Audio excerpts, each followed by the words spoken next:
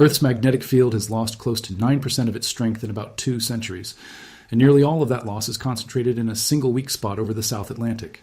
That spot is the thinnest part of the shield that keeps solar radiation and cosmic rays off us, and the latest satellite data shows it fracturing into a pair of separate holes. By the end, you'll know why the shield is failing right there, what it's already doing to satellites in orbit, and whether this is a genuine warning or just the planet breathing. Right now, a fleet of satellites is tracing the outline of a growing weak spot in Earth's magnetic field, and for the first time since we have been able to watch it directly, that weak spot is beginning to pull apart into two. This is not a model of some distant century or a doomsday forecast. It is in the satellite record in real time, and the scientists who study it cannot yet tell you whether it is ordinary or the opening move of something much larger. Start with what the field even does, because almost no one thinks about it until it misbehaves. Earth is wrapped in a magnetic field generated almost 2,900 kilometers beneath your feet, inside a churning ocean of liquid iron and nickel that makes up the outer core. That field is not decoration. It is one of the main reasons this planet is livable. It turns aside the solar wind, it blunts the cosmic rays streaming in from the rest of the galaxy, and it keeps our atmosphere from being slowly peeled away into space. Mars had a field like this once. When its core engine died, the air escaped, and a world that may once have had rivers and oceans became the frozen desert we see through our telescopes today. That is the whole stake in a single sentence. The difference between Earth and Mars is, in large part, the difference between a living magnetic field and a dead one. Here is the fact that should stop you. Over roughly the last 2 centuries, since Carl Friedrich Gauss first measured the strength of the global field back in the 1830s, Earth's main magnetic field has weakened by close to 9%. That decline is not spread evenly around the planet. Almost all of it is concentrated in a single, enormous, deepening dent that runs from South America, across the South Atlantic Ocean, to the coast of Southwest Africa. Scientists call it the South Atlantic Anomaly, and it is the weakest patch of magnetic shield anywhere on Earth.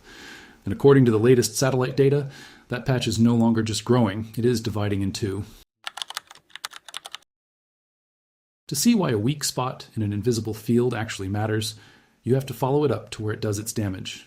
Inside the South Atlantic Anomaly, the field is so weak that the Inner Van Allen radiation belt, a band of trapped charged particles that is normally held far out in space, sags down to about 200 kilometers above the surface. That is low enough to dip into the altitude where working satellites fly. The result is a single zone of sky where spacecraft reliably take a beating. Satellites crossing the anomaly absorb enough radiation to flip bits in their memory, corrupt their data, and now and then damage hardware outright. Engineers even have a name for these hits, single event upsets, and they cluster over this one region more than anywhere else in low orbit. Operators call the area the Bermuda Triangle of space. Unlike the version out in the ocean, there is no mystery to it. The cause is completely understood. But the nickname is earned because this is the one place where being in orbit becomes genuinely hazardous. The physics behind it is simple enough. Those trapped particles spiral along the field lines and bounce back and forth between the hemispheres, and the altitude where they turn around depends on how strong the field is at that spot. Where the field is healthy, they reverse course high above the planet, well out of the way. Where the field is weak over the South Atlantic, they can slip much lower before they bounce, which is why the belt effectively dips toward the surface there and almost nowhere else. The weaker the anomaly gets, the lower that hazard reaches, and the more of the orbital neighborhood it starts to touch. The examples are concrete. The Hubble Space Telescope cannot gather usable science while it passes through the zone, so it shuts down its most sensitive instruments on every single orbit that crosses it. The International Space Station carries extra shielding to protect the people on board. Astronauts avoid scheduling spacewalks during transits, because that is exactly when their radiation exposure spikes. Mission planners for nearly every satellite in low orbit have to route around this one weak spot in the shield. And that weak spot, the one everything up there already has to accommodate, is the part that is now expanding and starting to split. The reason we can describe all of this with confidence comes down to a mission called SWARM. The European Space Agency launched 3 identical satellites in 2013. They have been mapping the magnetic field continuously ever since, at a level of precision no earlier generation of scientists ever had. What they have recorded over the past decade is not a quiet, stable feature sitting in the South Atlantic. It is a system visibly on the move. Since 2014, the anomaly has spread across an area nearly half the size of the entire European continent, very roughly 2 million square miles of new weak field territory. In one recent year of measurement alone, the affected region grew by around 8%. The whole structure is drifting slowly westward, and the point of fastest weakening has shifted over time. Since about 2020, the field has been dropping most quickly in a zone off the coast of southwest Africa, distinct from the older center sitting over South America. To put that pace in perspective, a feature that took the better part of 2 centuries to become a serious problem is now adding new territory measurably, year over year, inside the lifetime of a single satellite mission. This is not the slow grind of geology that you need fossils to detect. It is fast enough to watch on a chart. And for the people who fly hardware through low orbit, it means the map they plan around is being redrawn beneath them, one hazard zone quietly becoming 2. Then comes the part that genuinely caught the modelers off guard. By 2025, the tracking models no longer describe the anomaly as one dent in the field. They resolve it into two separate cells of minimum strength, where satellite operators once planned around a single high radiation zone and now have to reckon with a pair. A growing weak spot is one thing. A weak spot that is reorganizing its own internal structure while we watch it, tearing a single hole into 2, is something nobody has ever observed in the entire satellite era. Independent tools back the picture up. The long-running Chaos field model, built from satellite and ground data together, tracks the same evolution, and NASA's own visualization of the anomaly from 2015 through 2025 shows the drift and the deepening in plane motion. So the obvious question becomes, why the South Atlantic, and why is it happening now? The answer begins with how the field is built in the first place. Earth's magnetism comes from a self-sustaining engine called the geodynamo. Molten metal convecting in the outer core, organized and twisted by the planet's rotation, turns heat and motion into electric currents, and those currents generate the field. What comes out is roughly a simple bar magnet with 2 poles, but only roughly. The imperfections, the parts that do not fit the tidy 2-pole picture, are precisely where the trouble lives. Beneath the South Atlantic, some of those imperfections have a specific name: reversed flux patches. Down at the boundary where the molten core meets the rocky mantle above it, there are regions where the field actually points the wrong way, back down into the core instead of up and out of it. Those reversed patches subtract from the field we measure at the surface, and in doing so, they hollow out the anomaly. As the patches grow and migrate along that boundary, the anomaly grows and migrates with them. That is the machinery working directly underneath the hole. But something may be steering that machinery from higher up. Almost 2,900 kilometers down, right below the South Atlantic, sits a continent-sized mass of hot, dense rock at the base of the mantle, one of 2 gigantic piles that have been parked over the core for ages. These structures are so large and so different from the rock around them that seismic waves passing through the planet slow down noticeably as they cross them, which is how we know they are down there at all.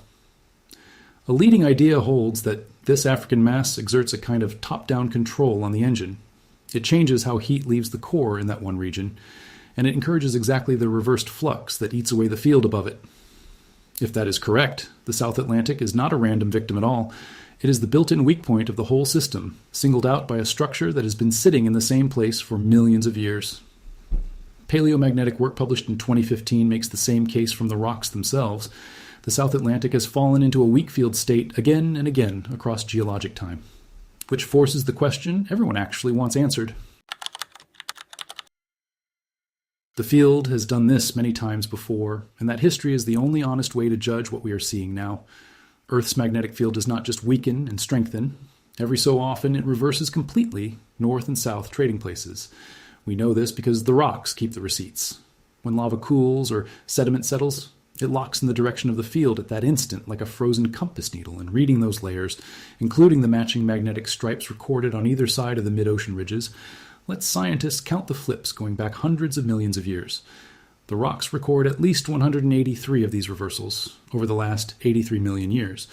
That averages out to about 1 every 450,000 years. But the word average is misleading, because the spacing is wildly irregular, with long, calm stretches and busy clusters. There is no clock ticking down, and nothing about the timing lets anyone claim we are due.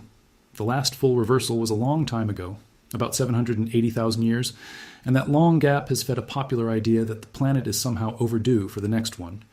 It is worth being clear that this is not how any of it works. Reversals are not scheduled maintenance, and a quiet interval, however long, does not make the next flip imminent. There is one more fact that cuts hard against the panic, and it is the most important one in this whole story. Even during a full reversal, the field does not switch off. It weakens, often to something like 10% of its normal strength. And it gets messy, breaking into several weaker poles instead of a clean 2. But it stays. A planet in the middle of a reversal still has a shield. It is just a patchier, more porous one. So when you hear that the field could vanish entirely and leave us defenseless, the geologic record simply does not back it up. What the record does support is that a weakening like the one over the South Atlantic is a normal recurring part of how this system behaves, which still leaves open the one question that actually keeps the specialists up at night.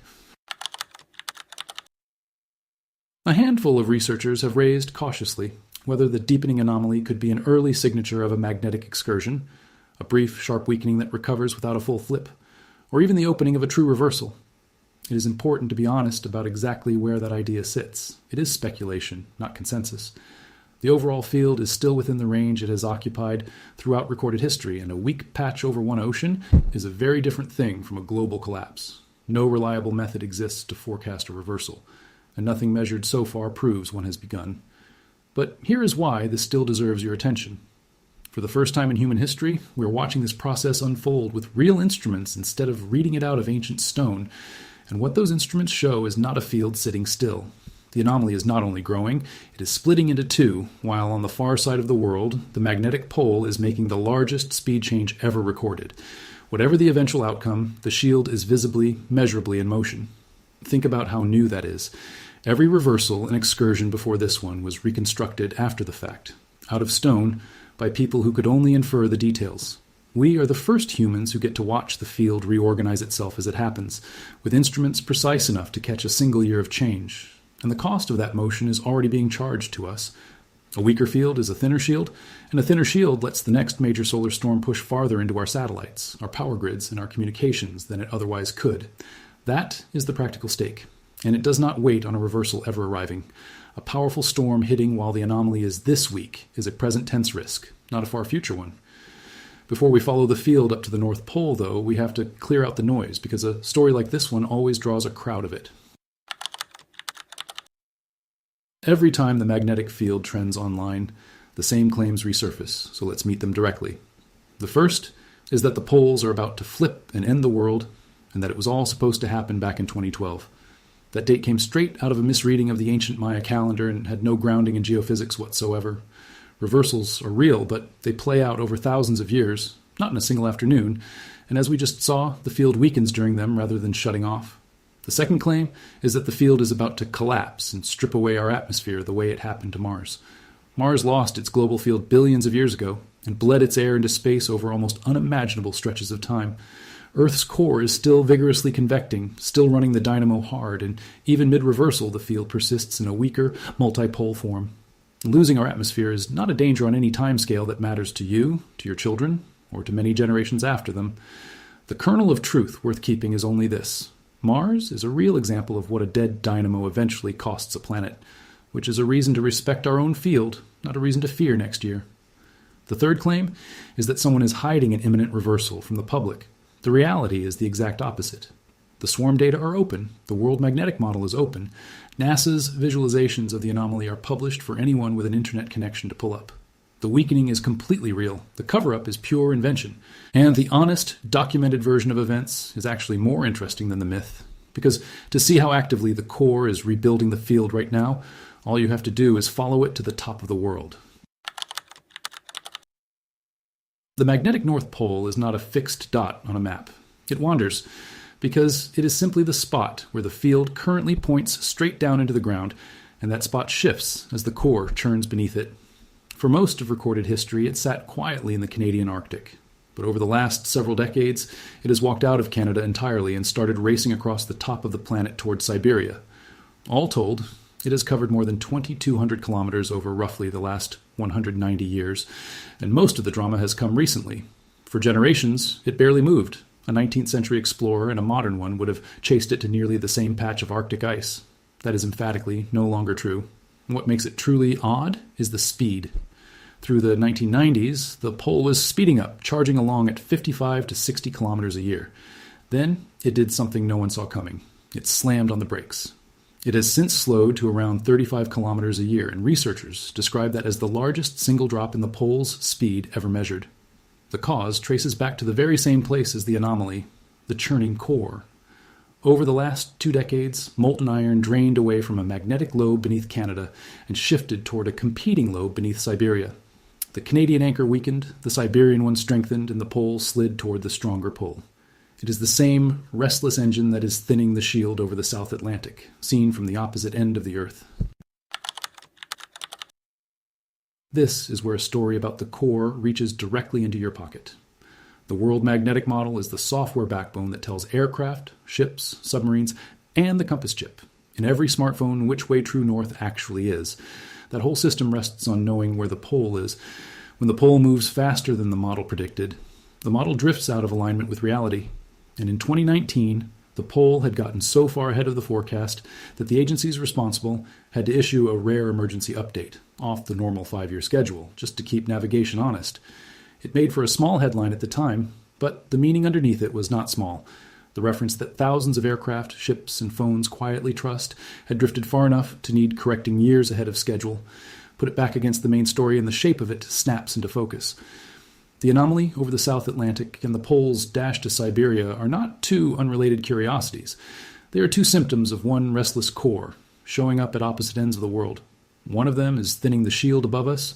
The other is proof that the field is being actively rebuilt right now in our lifetimes, not in some safely distant past.